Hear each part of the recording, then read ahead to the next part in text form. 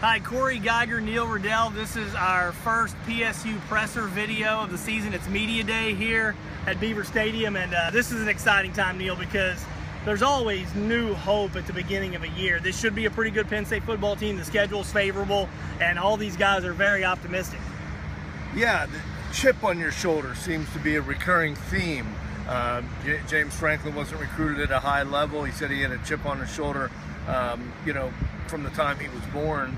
And everybody's kind of carrying the theme of the head coach. I mean, in the pecking order in the Big Ten East, probably picked third or fourth. So they do have a lot to prove. Everybody feels they should be 6-0, but they lost to a lot of the teams, the kind of teams they're going to play to get to 6-0. So I don't think there's anything as so much of a given. There are obvious storylines about the offensive line. You can't make any prediction about the season unless the offensive line plays better. That's going to be something we know. Christian Hackenberg, this is the year of Hackenberg. Hackenberg is going to have a chance perhaps next year to be the first Big Ten quarterback selected in the first round of the NFL draft since Kerry Collins in 1995. That's amazing. He came out today and he said, and it was a good move by Chris. He said, I would respect you guys if you don't ask me questions of beyond this season. Well, he clearly, he read a prepared statement.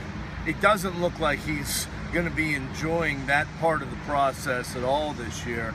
It was, a real odd sight for Media Day, because once he said that and answered a few questions in the media room, everybody pretty much stayed away from him. You're the starting quarterback, and maybe the top draft pick or one of the top quarterbacks picked was pretty much sitting alone throughout a lot of Media Day, and it was just sort of a kind of a weird image. We'll see, how he's able to improve this year and how he's able to deal with all the different moving parts that he's had to. And he's done it pretty well for 2 years so far, but you could tell he wanted to put that question about the NFL. He doesn't want to deal with it. He's obviously got a lot of talent. The measurables are there. I think he's got to play better on the field this year. But for me, I think a key for him is just going to be to ignore all of it, because everything, it can either be a blessing or a curse when you're tabbed as a potential #1 pick. And he's just going to have to ignore all the analysis, because every game he's going to be analyzed, scrutinized like he never has before. If he can find a way, and I think Christian can, he's a very mature kid, to not let any of that bother him on the field, then I think he'll be okay. Yeah, I think he's got to take his hat off.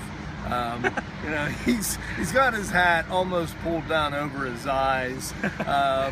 But yeah, he's got some real weapons that he's going to be able to throw to. The line should be better. John Donovan almost couldn't contain himself on talking about how excited he is about seeing Akil Lynch as kind of the man. We were out here with Josh Gaddis. He's really encouraged about the depth at wide receiver. They have a lot of parts on offense. To me, I thought the single most interesting thing that was said today came from James Franklin. He said, in our offensive system from year 1 to year 2, the wide receivers take a giant step forward. They get used to the speed of the game. They're more on the same page. Because look, the offensive line was a problem last year, but how many times did we hear last year? Separation, miscommunication, weren't on the same page. They've got very good, talented wide receivers, and this year they'll be a year older to give Christian some options, not only just on those short routes, which they ran a bunch last year, but middle routes and some deeper routes. To me, I think the receivers have to get a lot better.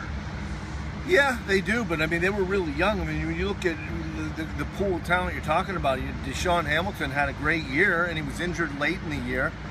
He was a redshirt freshman. Then you had Godwin and Blacknall, who were true freshmen. So, and Geno Lewis, he's a wild card. He's had a body of work to build on. But, the one thing about the offensive line, and you wrote about it from Chicago, it kind of, just grates me a little bit. And Franklin wants all of us to write negative things about the offensive line. Well, if they allow 44 sacks, we will. That's what they should be trying to prove, that they're not going to allow 44 sacks. Not what the heck the media is going to write about. Stone cold lock of the millennium. They will not allow 44 sacks this year. How about now? It's going to be 34. I threw out the number 26. Can you imagine it? Hackenberg was asked this. How did you feel if you would have just had a half a second more last year? If they can go from 44 to 26 sacks, How much better are they all together? Well, you had the stat that the Big Ten, and obviously Penn State hasn't had a quarterback taken in the first round since Cory Collins.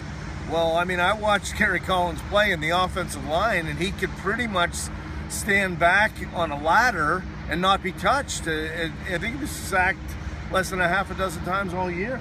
Tom Brady in the Patriots-Chiefs game last year got absolutely destroyed. The footballs were inflated out there. The offensive line couldn't stop the Chiefs that night. Who ends up winning the Super Bowl? When you get protection, it's a different game. Let's give a real quick prediction here in our first video for the 12 games, just for the regular season. Yeah, you know, I'm always guilty of overestimating them before you see them play. But I would say 9-3.